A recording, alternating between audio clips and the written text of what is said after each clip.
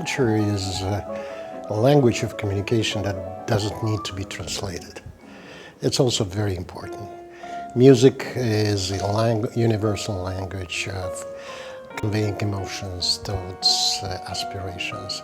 Russia has a fantastic history of culture treasures developed in our country during many years, starting in the Tsarist Russia, continued in the Soviet Russia, and currently in Russian Federation.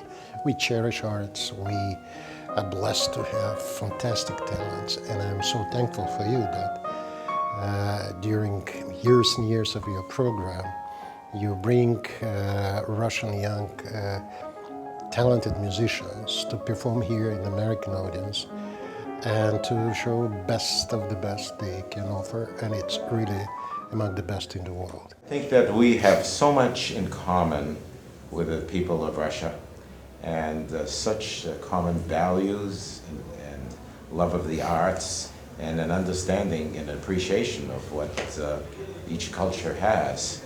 And I think that's something that really should be continued more, and to bring it into the younger generation. Opening a stage for young prodigies like Nikolai Hosyanov is also a very important event for them to perform not only in Russian audience that certainly knows the music, understands how the Russian artistic tradition develops, but also to American music lovers, and to get them an exposure to international culture audience is very important for them, forming the, if you will, performance culture, which we appreciate also that your organization is doing.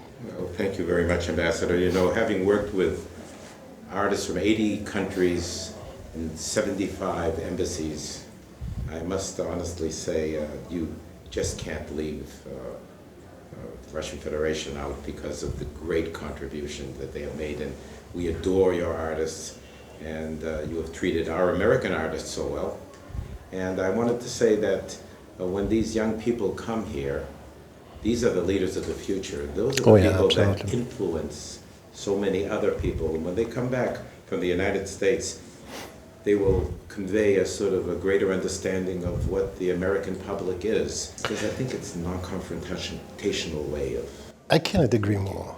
It's very important. The culture exchanges in its own right gives more chances for people to appreciate not only culture of each other, but rather traditions, history, the soul, if you will, of another nation. And it's something that sometimes is missing in political realm of our relations. So culture underpinning of these relations cannot be underestimated. It's so important. And we appreciate the opportunity to work with those who are willing to make it happen. I think really that the arts are such a great binding force in our society, non-confrontational, and I think this is something that should really be fostered as much as we possibly can. I fully agree with what you said about the importance of working with younger generation, those who will be managing our respective countries in the future. And it's important that they understand each other much better than those who used to live in the Cold War are still sometimes haunted by the stereotypes of the past.